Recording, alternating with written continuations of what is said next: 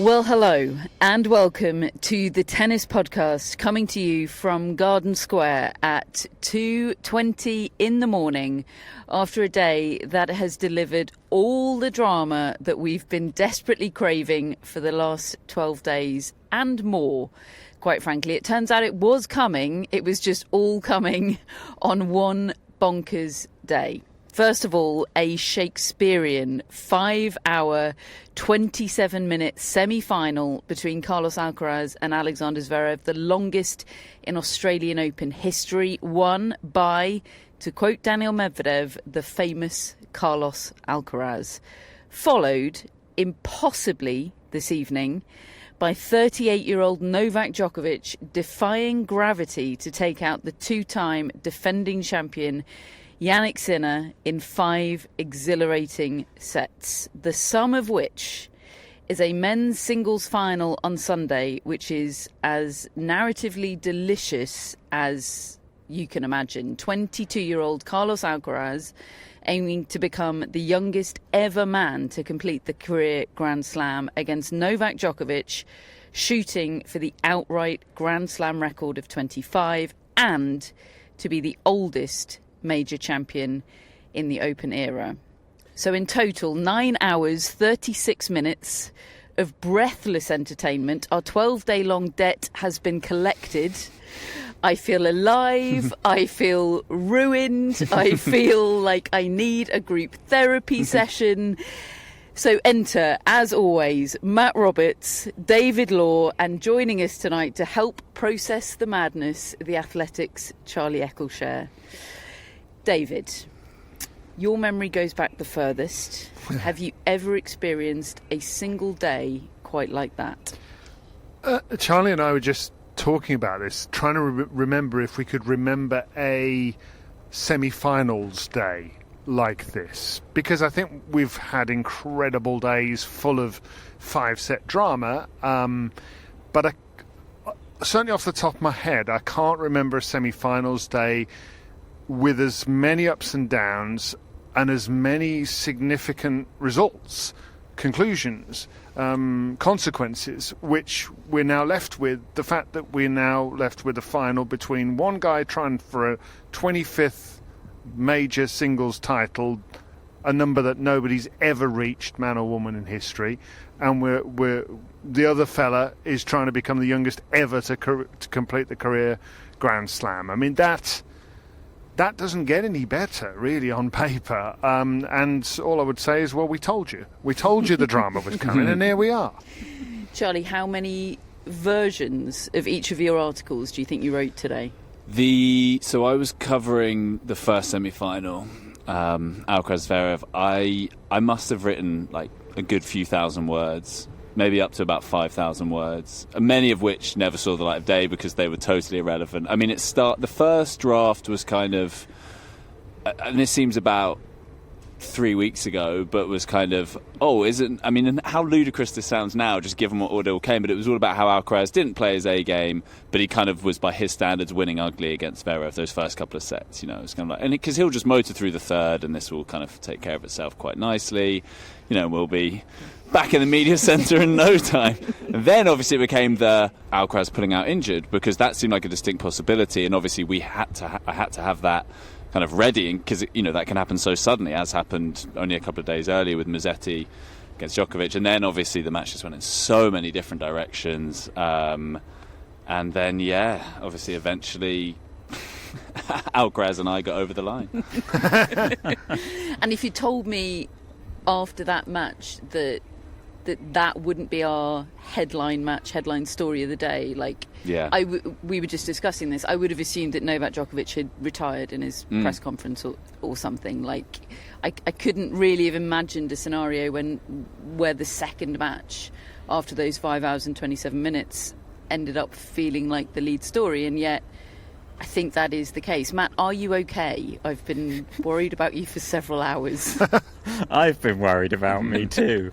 I had a wretched headache at the end of Alcaraz Zverev, but people bounced back, and God, I enjoyed those final couple of sets of Djokovic Sinner and the drama of it, and I think that's the most people that have ever still been in a tennis stadium at 1:30 in the morning pushing two. Like, it was packed, it was atmospheric, it was, as you said, what we've been waiting for. I feel okay because I'm like, tennis is good. after all these days, like I told you, tennis is good. That is why we do this. That is why we love it. The people who've really won here are like the tennis casuals who tune in for Grand Slams for the last few days who will be thinking like, yeah, this has been a great tournament. This is amazing. Every match I've watched so far has been incredible. They weren't there for the Lorenzo Musetti trauma, but Novak Djokovic was. Right, 3-6, 6-3, 4-6, 6-4, 6-4 in a mere 4 hours and 9 minutes tonight for Novak Djokovic. If I sound a bit mealy-mouthed, it's because obviously I'm eating my words right now from last night, from the night before, from a lot of the podcasts that we've recorded this tournament. I was not expecting, clearly, what we saw from Novak Djokovic tonight. I was expecting this match to look like what we saw in the first set.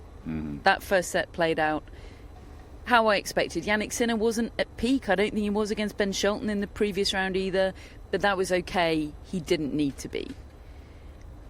I don't quite have the words for what ended up coming after that first set, but perhaps you do, David, because you saw it coming, or at least you saw the possibility of it coming. Yes, I thought it felt implausible 24 hours ago, but possible. Based on, well, who we're talking about, really. This guy has won 10 of these titles, and he's won 24 overall. But it's not just that, it's the manner in which he's done it, and it's the manner of the type of performances I've seen, even in the last 18 months, where it's very occasional, but he can still find that ridiculous level, that, to quote Grigor Dimitrov at the start of this tournament in Tennis Podcast Mates, that flow state that he found when he was facing Sinner in 2 sets to love up at Wimbledon. I've seen it in the final of the Olympics, and I've seen it here last year against Alcaraz both times. And if you can produce it against that guy who's so much younger than you and so incredible, and you can actually outplay him the way that Djokovic was in his 36th, 37th, 38th years, to me it didn't seem impossible that he might find that level again. The only thing is we hadn't seen him find that level against Jannik Sinner in like years. And we were up to 5 match wins in a row for Sinner, who was going for a record 6. Nobody's ever beaten Djokovic 6 times in a row. And the manner of his game against Djokovic just seemed to handcuff Djokovic. He was doing to Djokovic what Djokovic had been doing to everybody else for 2 decades. But I just always thought, and I thought we saw snapshots of it in the French Open, which he lost in straight sets, but there were moments when the ball came off the Djokovic racket and troubled Sinner. Not enough of them. And I just wondered whether here we might feel that. And look, it wasn't going that way, but suddenly in that fourth set, and then particularly in the fifth, and this wasn't the best Sinner, I don't think. I think you summed that up well, Catherine. I don't think we've seen the best Sinner, but it's still a bloody good Sinner who was going for it. But Djokovic found absolute peak form in those last 2 sets, and he showed why he's dominated Nadal and Federer in those rivalries. He has a purity off his strings and a movement that ended up putting him on the baseline and Sinner scrambling around the back behind it, wailing away with power but not having much impact because Djokovic was timing everything. He was numb almost, Djokovic, the way he was playing tonight. Yeah, David said last night, "I'll believe he can until he can't," which was a wonderful turn of phrase about Novak Djokovic. I thought we'd seen that he can't. You know, over the last few months, I had taken those matches that he's had against Alcaraz and against Sinner to mean that this is just not going to be possible for him anymore. And, you know, with the slight caveat that Under the Lights in Australia has always been the time when he's played his absolute best tennis, and it's still an absolute age since he actually lost 2018, a night session match here. It's crazy. These conditions. Yeah. And the sting on his shots, like when he gets going, is still there. But David talks about 18 months ago, 12 months ago. Like, to me, that's such a long time when you're this late into your 30s. Like, that's it's a bigger difference when you're that old than when you're in your mid-20s, right? Like, to me, just so much time had passed that I didn't think he'd be able to pull this off in this way. Even with the help he'd had with the draw, with the withdrawal, and then only having to play 2 sets against Musetti, I still thought there might be some physical issues that he would run into. And look, I did think he was struggling a bit physically, but he came on so strong down the stretch. But what I didn't expect above all was the way he was dictating the game to Jannik Sinner, the way he was pulling the trigger down the line first in the rallies, and the way he was playing the match on his terms. And I just didn't think he'd be able to do that against Sinner's movement and Sinner's weight of shot. And there were so many vintage Djokovic moments there. A hold from love 40 down in that final set. Roars and picking out people in the crowd and getting them on side. It was all the stuff that has just made him the greatest male player of all time. And this might be one of his best, well, it is definitely one of his best ever wins. It's staggering.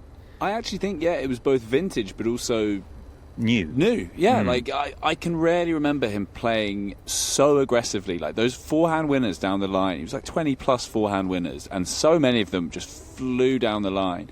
And the thing I've always loved most about Djokovic is the way he would raise his level when he played Nadal or someone like that. But he so often didn't have to play at his best level, because he could play fairly mediocre by his standards and it'll be enough to beat everyone. I think what we saw tonight was Sinner took him to like a higher plane. He had to go somewhere that he'd sort of never gone in terms of the aggression, because he couldn't make that a match where it was about like, I'm just gonna get everything back. Like, that just wouldn't have worked tonight against Sinner. He went for his shots in a way I can barely remember, and I still can't believe he's won, to the point where I wonder if we'll look back on this as being a particularly bad Sinner performance or something. Like, Sinner wasn't at his best, and he looked kind of out of sorts afterwards, I thought. But from the Djokovic side, just unbelievable. Do you think Sinner was shocked by it, by that, the way that Djokovic played, that you've all just described? I mean, he was pretty much asked that in press just now. We've just come from that press conference. It's a tricky one for him, isn't it? Because if you say, we're surprised, that's, I thought shit, to be honest. Everyone's afraid of disrespecting 24-time Grand Slam champion Novak Djokovic in press conferences right now. So I get how that's tricky for him, but I do still wonder if he was pretty shocked obviously by the level, but by the approach that he came out with tonight, pulling those triggers down the lines and being the one in charge. He made Jannik Sinner a passenger from the baseline tonight. I think, if not surprised, I think it hurt him, like the way he was in the press conference just now compared to after the French Open final, which was pretty much the biggest devastation a player can suffer.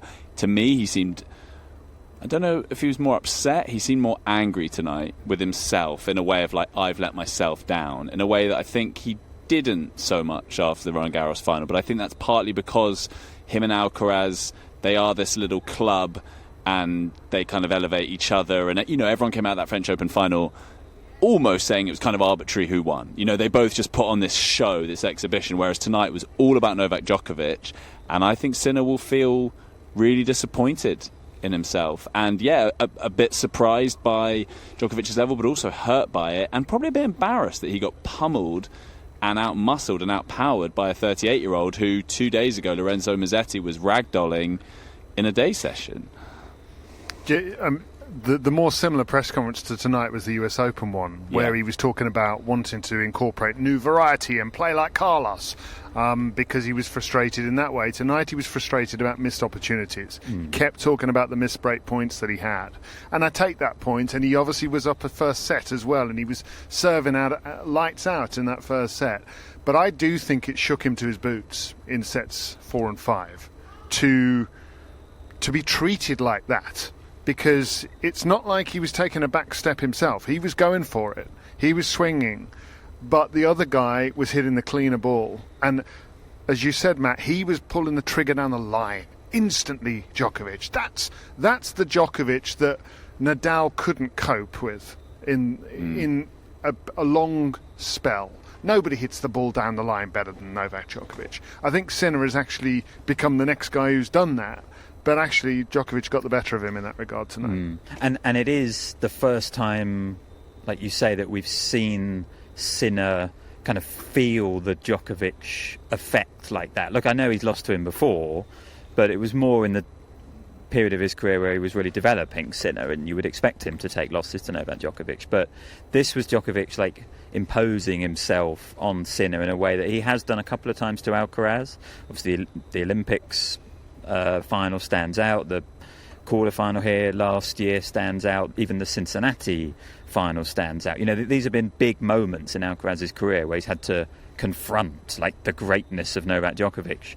Sinner has played Djokovic a lot, but he's felt really superior to him in the matchup in the last year or so. And I do think, therefore, that it rocked him, like we've all said, and I think he lost his way in the match. And I think when he then did have the chances, he didn't quite have the conviction in his game that he needed to take those chances. And Djokovic stepped up on a lot of the break points. There was a backhand winner down the line, followed by a forehand winner down the line on a couple of them, and good serving. Djokovic is spot serving tonight. I mean, outrageously good.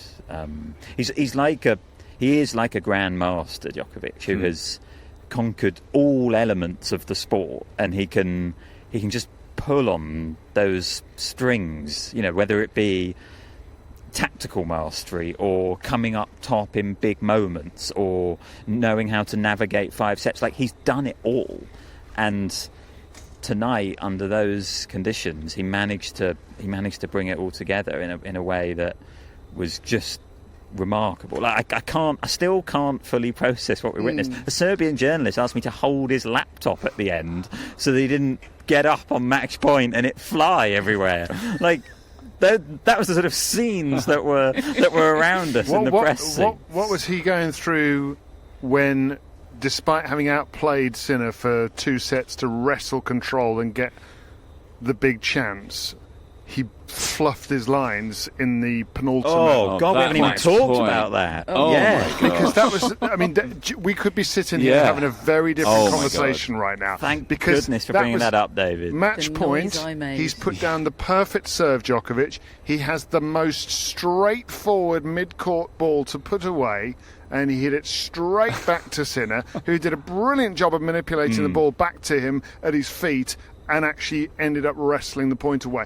I can't tell you how straightforward that point was to win for a player of Novak Djokovic's ability. It was over. People were standing up. They'd taken the photo of the moment. Like, how he didn't put that ball away, and, you know, great from Sinner to anticipate it, I suppose. But, like, we talk about the elements of Novak Djokovic that were new today. The point after was a vintage Djokovic moment. Having blown that point, he then just finds a perfect first serve and sort of kills Sinner's moment there, and suddenly he's got another match point. Like, incredible poise. Do you remember that in 2016? So it'd be almost exactly 10 years ago. He played Federer in the semi-final. I Federer always won. Think of this, at that ridiculous point that Federer won. And then Djokovic just... He didn't win another point in the match. He won that game, and then that was it. I mean, it was just like... And I remember... And everyone went wild when Federer won that point. And he was just like, yeah, so what? I'm going to win the next one. And then the match. But yeah, 2 out of 18 break points for Sinner. That's what is going to kill him. I mean, he will have so many regrets about that. That's why he was furious. I mean, for all the reasons you've said, lost to a 38-year-old, didn't play his best, but it's the missed chances, isn't it? Yeah, that's the thing. And, like, you know, every player has those days from time to time. Federer had a few. He had one here against Tsitsipas. But, yeah, I think that those are just so hard to take because he knows he had the chances. Can we have a moment for the mustard and the ketchup? The two men who I think just sort of embodied the lunacy of today and the roller coaster. What a roller coaster they had. They went on a similar journey to Novak Djokovic in the match, in Right. a way, because they were positioned. Now, just to set the scene, I mean, the ketchup and the tomato and the mustard bottle, what does that mean? Well, the two people decided to come to the Australian Open semi-finals dressed as a mustard bottle and a ketchup bottle. They were incredible fancy dress outfits, and they were really bang on. And my word, were they noisy, and they were shouting for Djokovic, and they were saying, "We want ace" from him when he was about to serve. But the thing is, they were on 3 rows from the back of the entire stadium in a 15,000 seat stadium. These are, by the way, machines going past to clean the gangways, and we've got people tidying up rubbish all around. So There's a big post-apocalyptic vibe about the scene around us. They're getting the place ready for the women's final tomorrow, and this went on for some hours, and suddenly there was a huge number of seats around them that were empty from people who either didn't want to have to look over the top of the ketchup bottle or didn't want to hear these blokes shouting at the top of their voice in the direction of Novak Djokovic. About 7 games from the end, Catherine looked back to see where they were, and they'd gone. Well, no, hang on. There was a chapter in the story before that where they were spoken to by security. Yeah, they almost got ejected. They just about managed to stay in, and then we suddenly realised they'd gone from nearly being ejected to being on the back row to suddenly being on the front row, right next to Novak Djokovic. So they'd got promoted. They had quite the day. We want ace. Was that what they were saying? I thought it was we want eggs.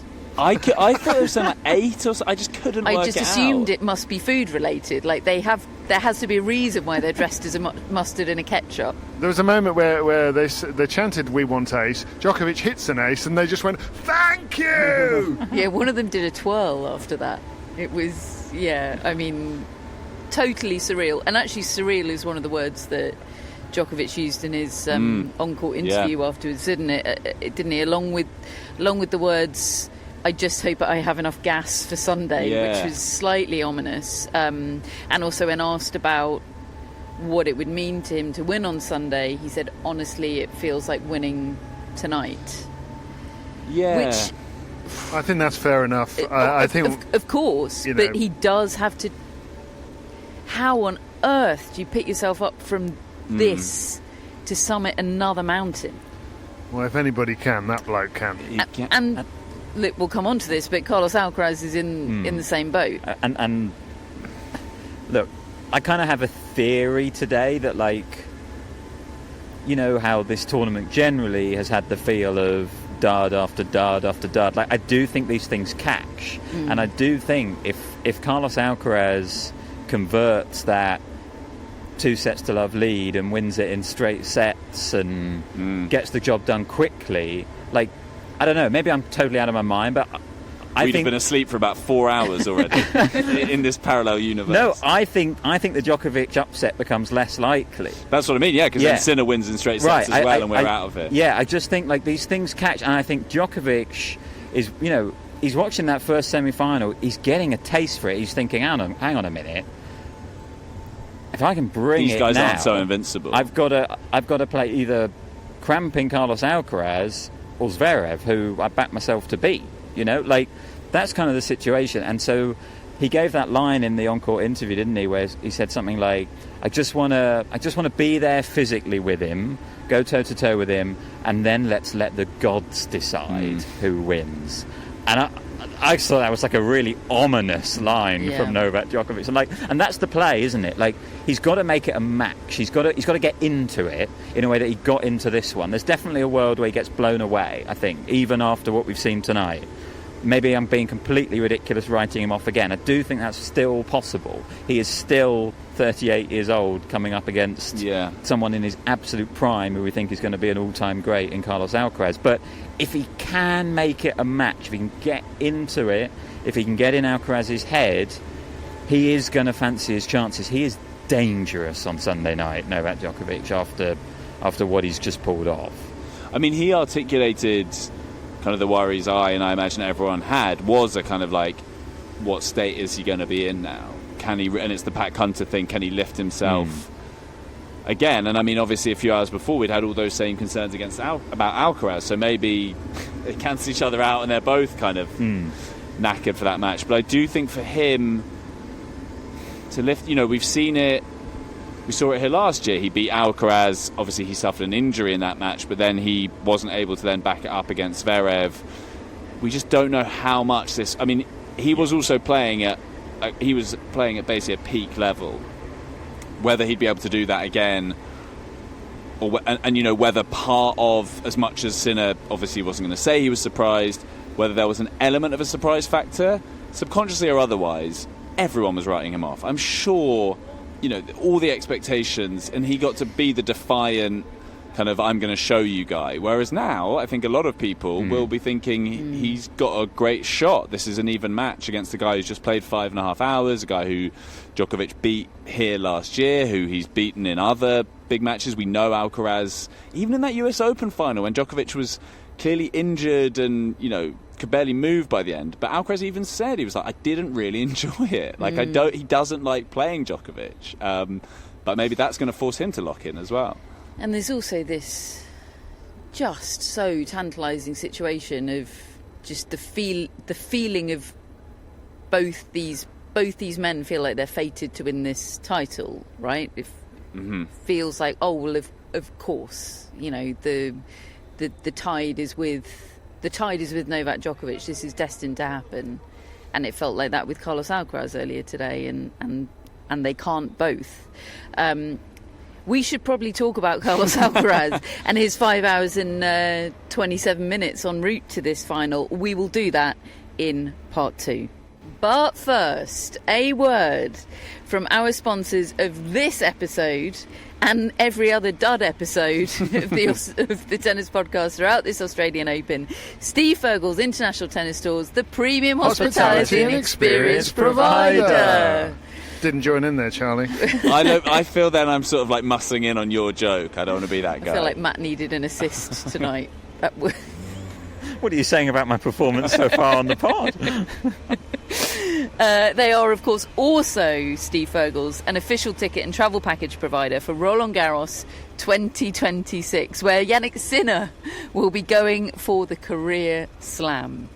With Steve Furgal's, you can do Roland Garros the official way, which means you're guaranteed peace of mind and a faff-free experience at one of the most beautiful sporting events in the world. And, of course, tennis podcast listeners can save 10% on Roland Garros ticket packages featuring official tickets and, if you want it, access to premium hospitality options. All of it secured the official way. Just go to toursfortennis.com/podcast. That's tours4tennis.com/podcast and save 10% on your dream trip with the code PARIS10. Welcome back to part 2 of today's tennis podcast, where it is time to talk about the longest semi-final in Australian Open history. 6-4, 7-6, 6-7, 6-7, 7-5. Carlos Alcaraz beat Alexander Zverev. Matt, we met post-puke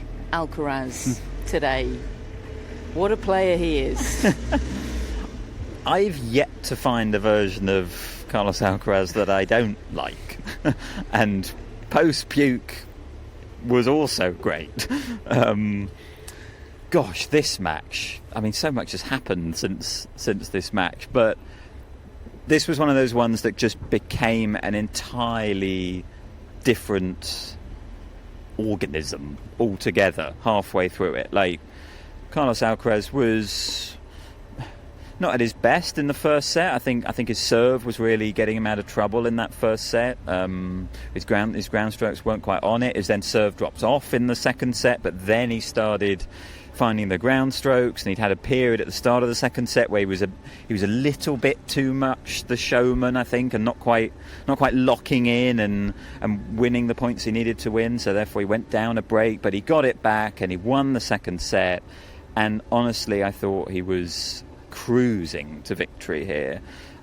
And then it just all changed when, well, I thought he was injured initially. My first reaction to what happened was that he was injured, that he had stretched for a ball and hurt his leg. And then when he took a medical timeout, I thought, right, well, he's definitely injured, because you can't take a medical timeout for cramp. But it became apparent quite quickly, actually, that this was cramping, and that he was struggling with that, and it was going to be something that he was then going to have to manage through the rest of the match. And we were presented with this incredible scenario where Alcaraz has got this lead, but he's cramping. Can Zverev deal with facing a cramping opponent? But he's got such a clear advantage because Alcaraz is barely moving at times. But has Alcaraz got enough time left in the match for it to wear off, enough for him to still get over the line? It just became fascinating and gripping in a way that I just couldn't have imagined after the way the first couple of sets played out. Charlie, you called this an act of escapology, much like the Roland Garros final, which I completely agree with. And yet it's just wild, isn't it? He was 2 sets to love up and cruising, and yet it was an act of escapology that he won that match today. Yeah, it's weird because it does feel kind of backward that he was the one 2 sets up rather than 2 sets down. But it absolutely did feel like he was sort of done for a while. Both because there was this sense either he was going to pull out, or it was like, is he going to just sort of stagger towards the finish line just so he can complete the match? One of those types. Or then obviously once it does get to the 5th set, Zverev gets the early break and keeps holding on. Again, a bit like Sinner missing all those break points in the 5th set and throughout the match against Djokovic. That was Alcaraz against Zverev in that 5th set until finally he did break him. But it had that escapology feel. I mean, he's the guy at doing that. I mean, like, Djokovic did it to Federer a few times, but it's pretty rare to be doing that in, like, top level Grand Slam semis and finals, like just clawing a way out of these situations. And the way he does it and just is so fearless. And he talked about belief. It's just about like never giving up. I refuse to give up, which he said on court and then expanded in the press conference a bit. But he was right on the precipice again and kind of just hauled himself back. It was a 3-act play, wasn't it? It was the first 2 sets, Alcaraz cruising. It was most of the next 2 sets of Alcaraz walking around like a zombie, trying to keep himself as loose as possible, but also kind of just running down the clock to give himself time for the pickle juice to work. We heard that his box, I think it was Sammy Lopez, said to him, like, it'll wear off in a while. Just hang in there, it will wear off in a while. We had Darren Cahill saying that to Jannik Sinner earlier in the tournament in a slightly different scenario, but like, just find a way to stay in the match and you'll have your chance later on. And then the 3rd act obviously was that 5th set where it felt like, okay, they were both out on their feet because they'd been playing for 5 hours, but it became a proper competitive tennis match again for that 5th set. Yeah, I was really impressed with the way Alcaraz managed his game in that period where he was clearly really struggling with the cramps, because first of all he really stripped everything back in terms of movement, but was still able to come up with some absolutely outrageous shot making. It was like so efficient suddenly his tennis became. Well, he got to within 2 points of winning the match in straight sets. Immediately went love 30 on the Zverev serve, didn't he? While standing still, hitting drop shot winners. It was actually conversely a reminder of his talent in some ways, because he was just teeing off in a way we rarely see him doing now, because he's a bit more methodical. It was kind of a throwback, but he was basically just absolutely leathering forehands or putting out really early drop shots. Yeah, so that was remarkable. But then what I really enjoyed was his attitude to it all. Like, there was no real sense of panic about him. I think maybe in the initial stages, and there was a lot of chat between him and the team, but as it went on, I think he was heard saying to himself, poco a poco, little by little. Like, he just realised that he did have time still in this match, and he kept celebrating the little wins along the way, like raising his arms aloft, keeping the crowd fully engaged in it, grinning, like making everyone in that stadium believe along with him. So he wasn't on his own in that belief. He suddenly had this groundswell of support around him. Like, he was obviously the more popular player in the match anyway, but he galvanised everyone to believe in his comeback story from 2 sets up. Like, it was a crazy feat that he pulled off, and I think only Carlos Alcaraz could have done that. It's one of his gifts, the way that he can connect with crowds like that, and I really think it was an important aspect in this match for him. It was like the French Open final was a rehearsal for today. There were a couple of I remember him doing that at a sit down in the French Open final after a hold of serve when he was a breakdown, and he shook his fist at the crowd like, it's okay, come with me, it's okay, like, we're still in this, I've maybe not quite I've got this, but like, I've got a chance in this, and I feel okay don't about give up on me. And like, he was like, I've done this before. I know this play, and it was a tidal wave, that emotion tonight, and and he managed to use the missed opportunities as belief. He said in the press conference that he was frustrated at not being able to take his break points, but he was mentally telling himself, well, that means you're getting chances. And like, that mentality is incredible. Like, there'd be a lot of players who would just treat that as everything slipping away, but he knew he had something to hold on to there. Just on the crowd point as well, I do think that will be a really interesting element of Sunday, because obviously Novak did have a lot of the crowd today. What happens on Sunday? Alcaraz is so beloved kind of everywhere, but Novak is in some ways divisive here, but he does have a huge swell of support as well. Where are they going to go, and how does it affect both those players? We've seen before a bit in that US Open semi-final, I seem to remember, and the crowd were quite with Djokovic in a sort of, not sympathy, but in a you need a lift more, and I don't think Alcaraz loved that. Yeah, I think it depends how much Serbian support turns out, right? Like, there's a huge Serbian community here, and they show up for him. I think the neutrals, I would expect to be more with Carlos Alcaraz, because that's just what he does to people. But obviously Djokovic will have some support from the neutrals, and the Serbians show up and make themselves known.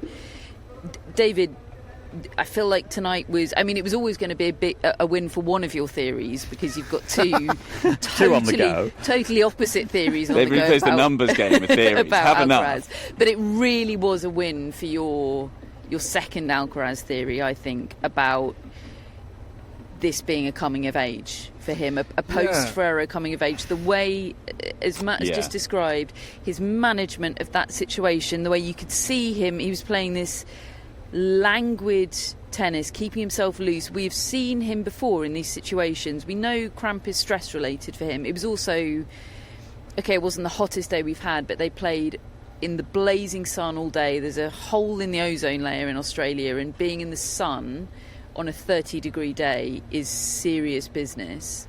But it is also stress-related, and we've seen those cramps take over his body. We see him feel them in his arms. You could see him shaking out his arms all the time, trying to keep those loose. It was like he shut down all the unnecessary systems in his body just to keep the essential ones going long enough that he could fire back up the whole thing in set 5. I thought it was incredible maturity today. Yeah, actually, the theory manifested itself in a way that I wasn't really anticipating, because the moment I came up with it was when he went 3-love up against Alex de Minaur, and I just thought he looks released. He looks as though he's just playing on his own terms, and that is a frightening prospect for anybody.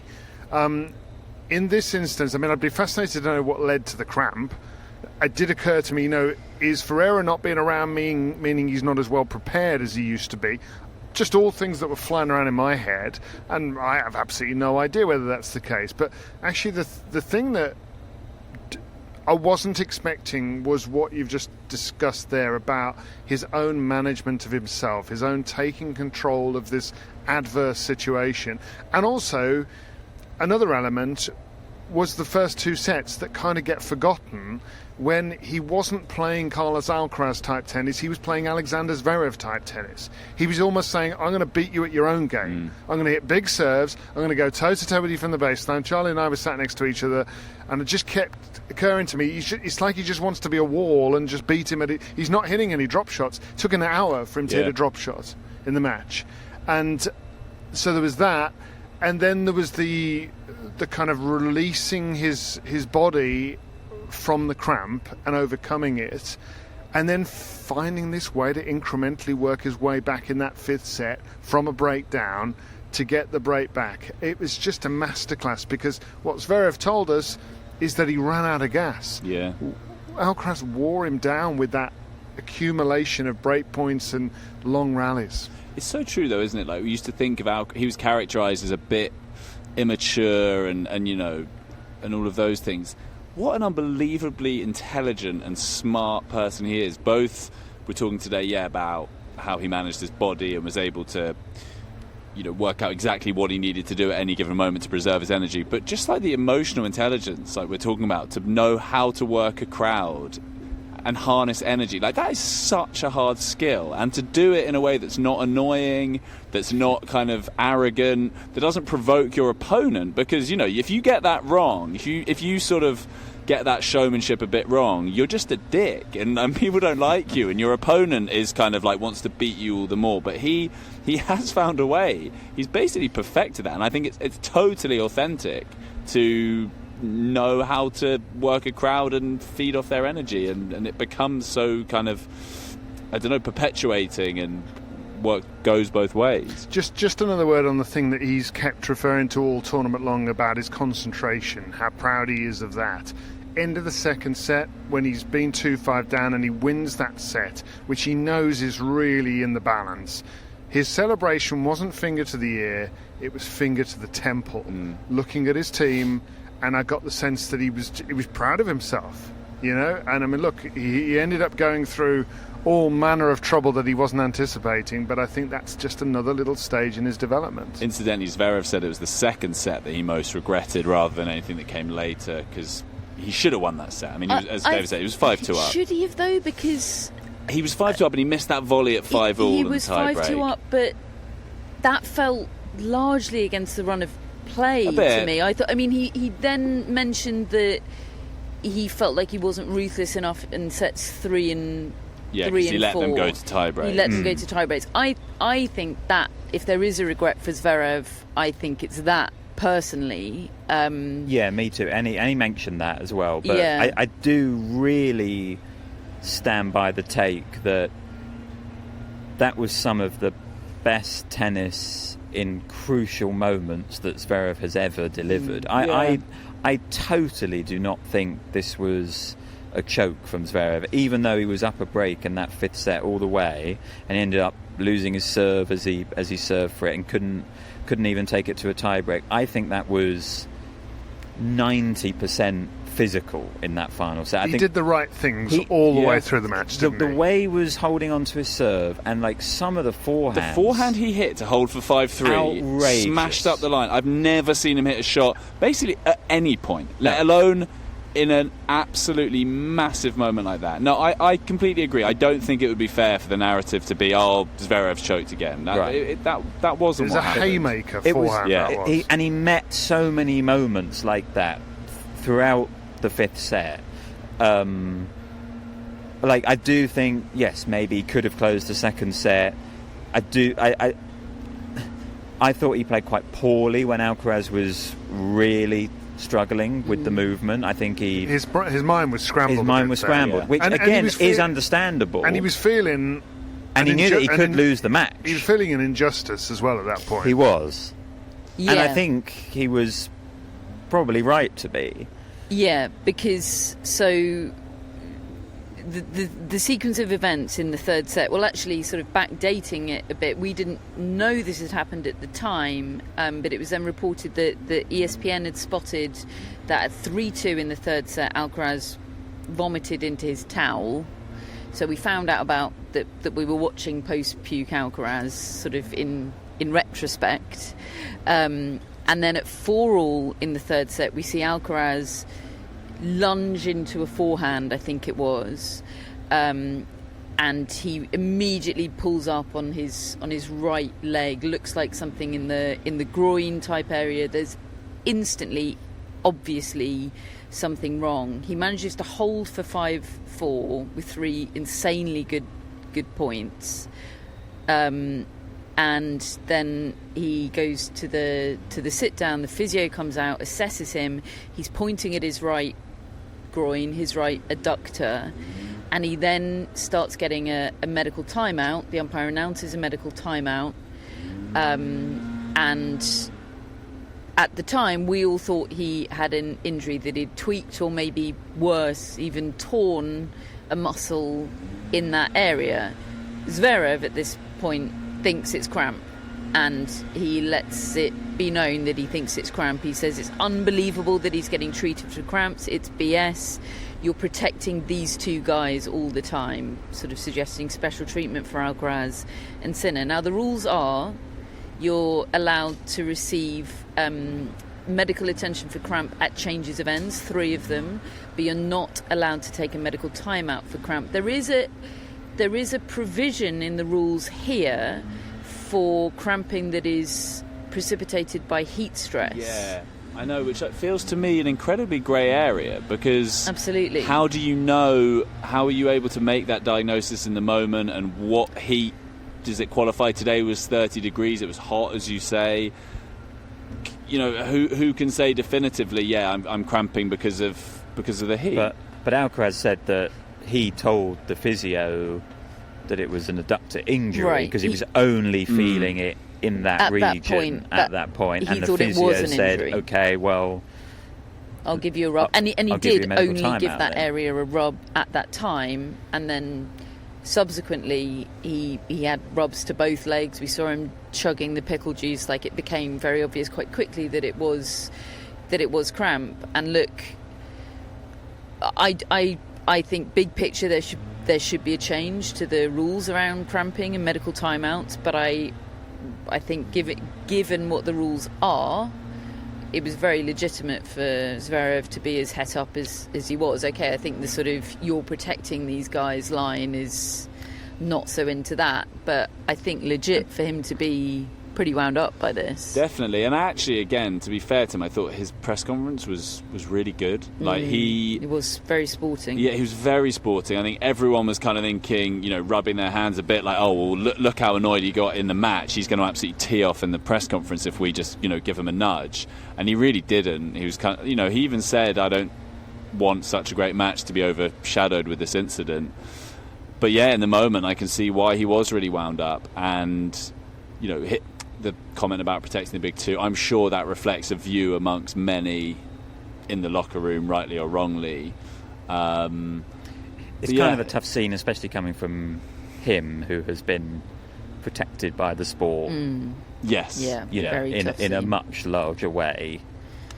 Yeah, I mean, Zverev, yeah, it's so hard, because he, again, we're coming off a match in a tournament where he's pushed himself and he's turned in a good performance, but ultimately it just wasn't quite enough. And, you know, think back to that French Open final a couple of years ago.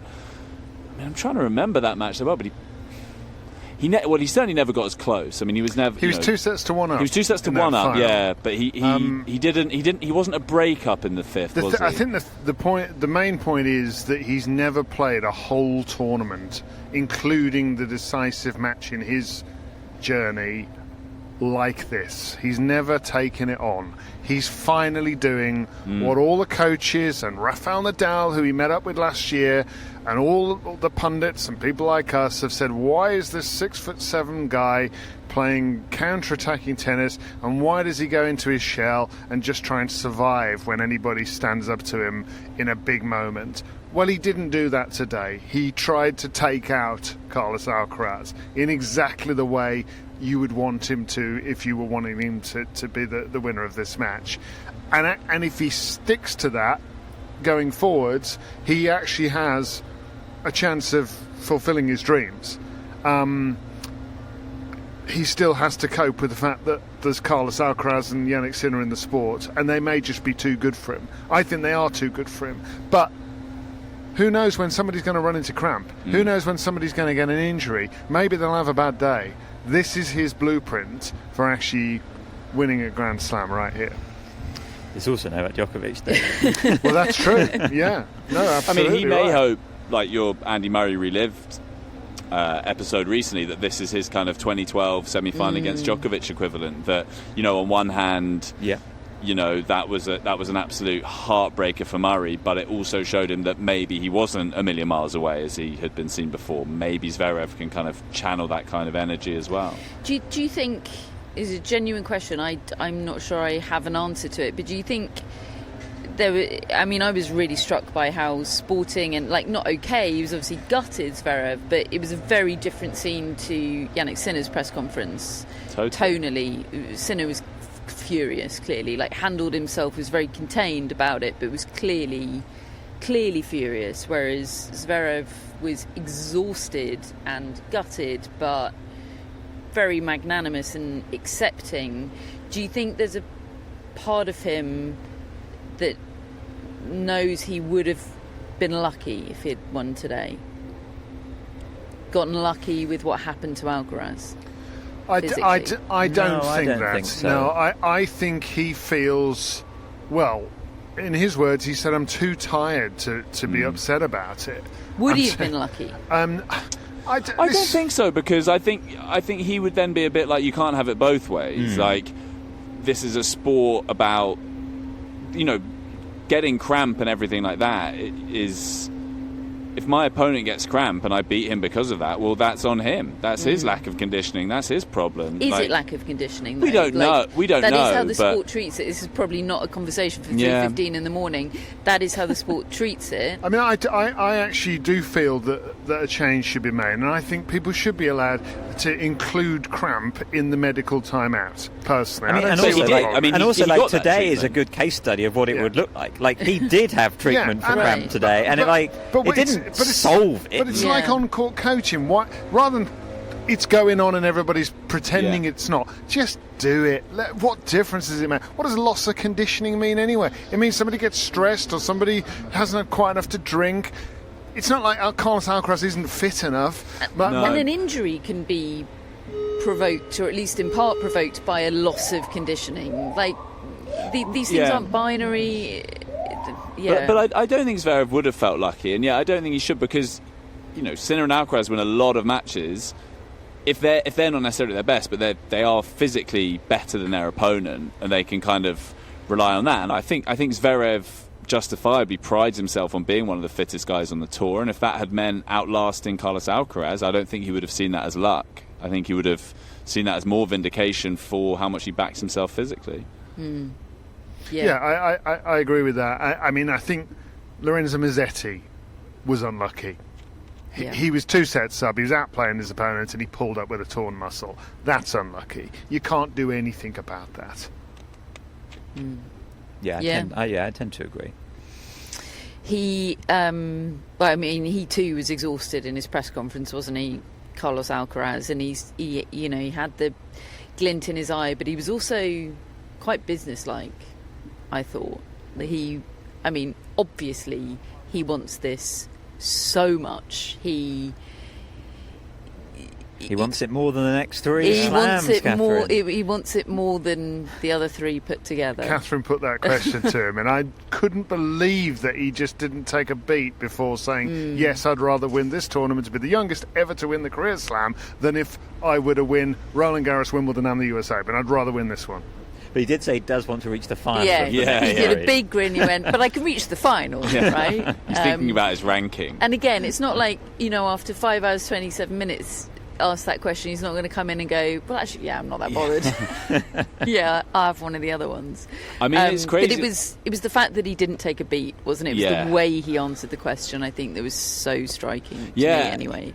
Sometimes when you think like, oh, are we in the media making a big deal out of a certain achievement or statistic or whatever, in this case, clearly no. He is as much in agreement as we are that this would be a hugely significant thing to be the youngest guy to do it. But it's crazy. I remember reading Nadal's autobiography years ago, and he talks about after he beat Verdasco in 5.25 hours. I mean, that must have been the longest semi until today, and how broken he was physically. I mean, how he was just absolutely wrecked. And granted, that was a more physical match, I think, than today's in lots of ways. That was extraordinary, long rallies. Obviously, Novak in that 2012 semi that I mentioned earlier, he then went and beat Nadal in 6 hours. So there is precedent for doing this, but to go again, like off the back of a 5.5 hour match. I mean, Murray talked about he could barely move after his semi-final against Djokovic, and he did say, he said, look, I don't know how I'm going to be on Sunday. He said, I feel pretty crap now.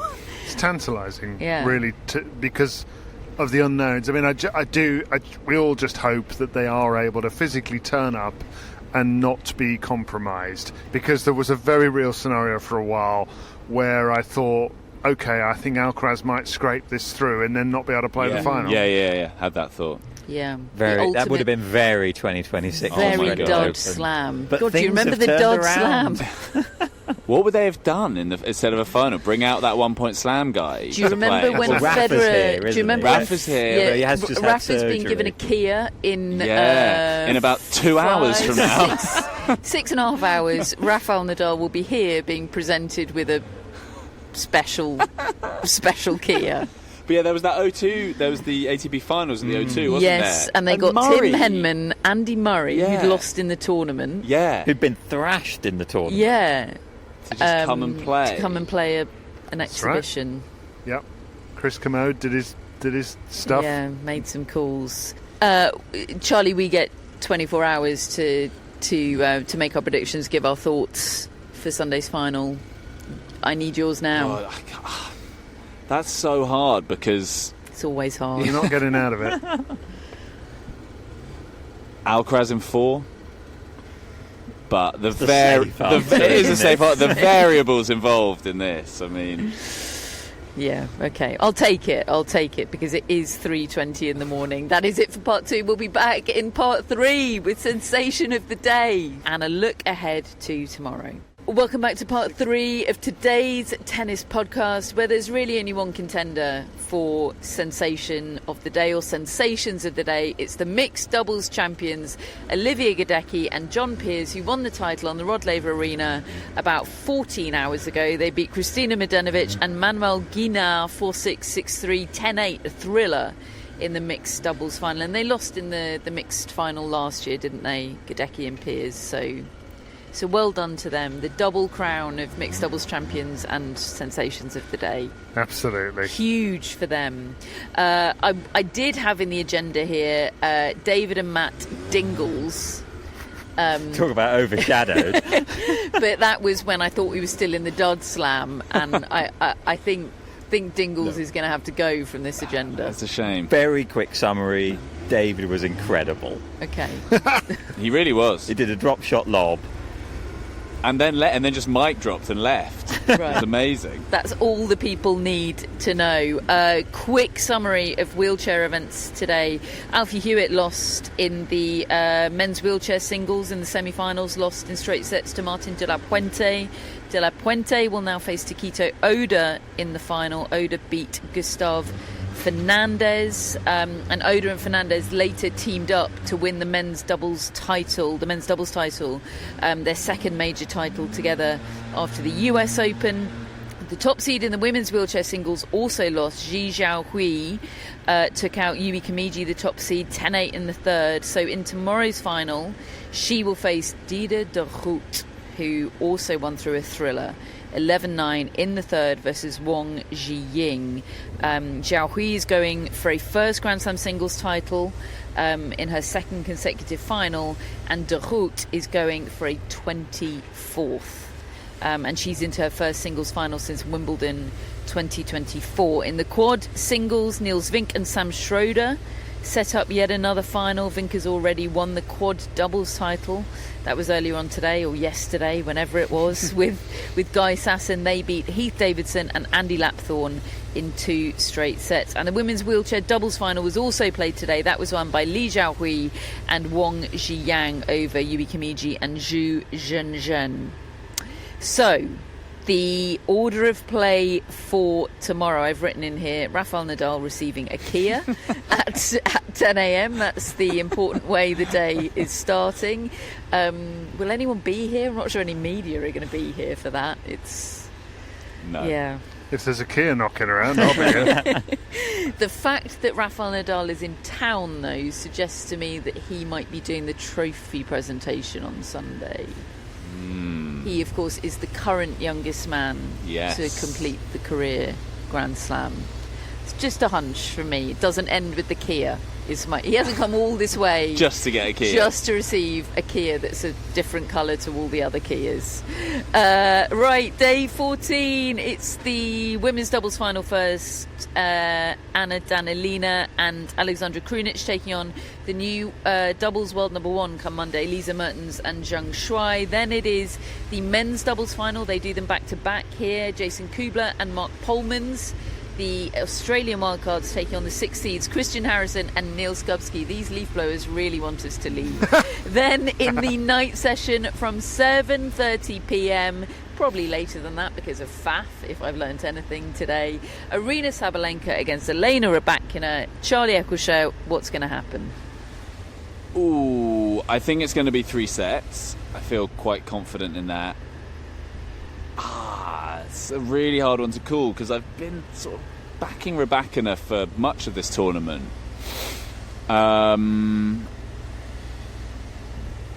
Do I stick with her? No, I think Sabalenka will win it. Yeah.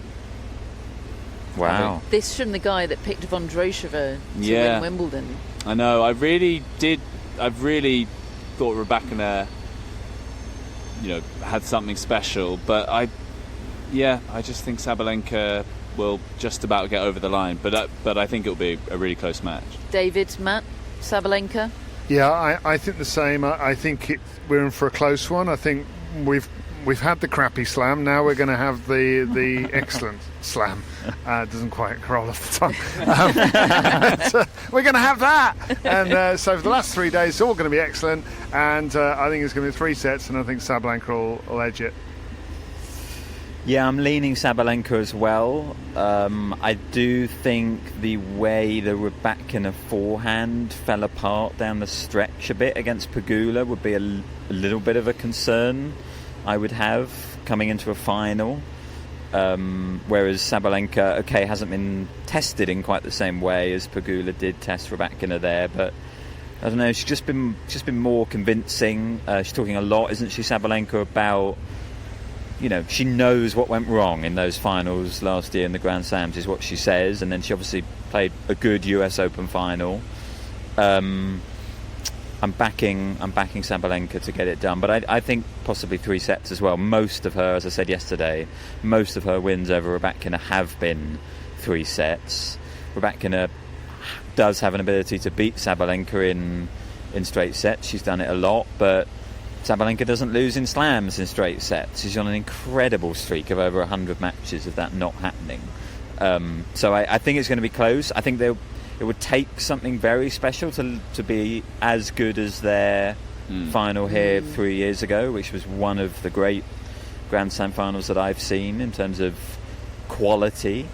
But I think it's going to be good, and I am just backing Sabalenka. Okay, I'll go Rybakina just to... I do think one area where think Rybakina could make life difficult for Sabalenka is how kind of serene and zen she is. And I think a theory I have is that part of, I think, what helped Sabalenka against Aryna Sabalenka in the US Open final was seeing that Aryna Sabalenka was really stressed. And I think that really helped Sabalenka to be like, oh, I'm not the stressed one here for once.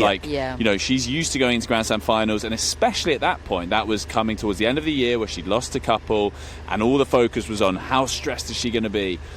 And Aryna Sabalenka was that one, and I really think that helped. But I think, conversely then, the fact that Rybakina will give her nothing. And Pegula talked about this after that match. She was like, it is really hard against her because she gives nothing away. Yeah.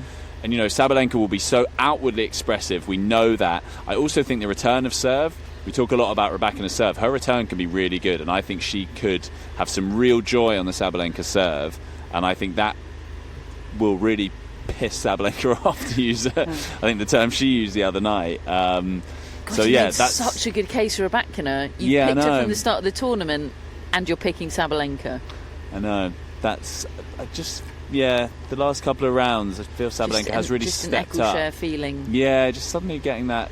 Yeah, I think once you get this close in, she has stepped it up. But yeah, I could definitely make a case for Rybakina.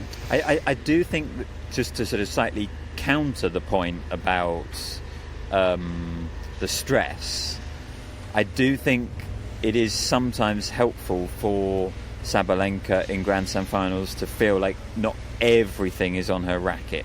I think that can slightly calm her down. I think we did see that here against Rybakina in their Grand Slam final. The opposite of Goff, basically. The opposite of Goff, and I think we saw it against Anisimova as well. Like, knowing sometimes that the person down the other end is going to come up with a loose error and that kind of stuff. Like, obviously, if Rybakina is totally on it, that doesn't really work. But I think the stress of a Grand Slam final will mean that there might be the odd little sort of rough moment for Rybakina. And Rybakina got tight down the stretch against Pegula the other night as well. You mentioned, forehand. Her forehand breaking down, but she looked pretty edgy. She admitted that after. I am excited. I feel pretty confident this is going to be good. These things catch, in the words of Matt Roberts. That's it, right? We're now in the bit where, as David said, it's all going to be epic. Yeah, we've had 12 days of catching crap. Yeah. We've broken the spell. We are collecting the debt, folks. We're doing it with Gus, our Australian Open mascot. Our mascots, Bodie, Maisie and Roger. Our executive producers, Greg, Chris and Jeff. I think Matt would kill me if I asked him to do shout-outs right now. Yeah, so with these leaf blowers. So we'll save that for tomorrow. Charlie, thank you ever so much for your precious sleep time tonight. It's been great. Thank you very much. We are part of the Athletic Podcast Network. What an extraordinary day it has been here in Melbourne. Thank you for listening. Let's do it all again tomorrow. We'll speak to you then.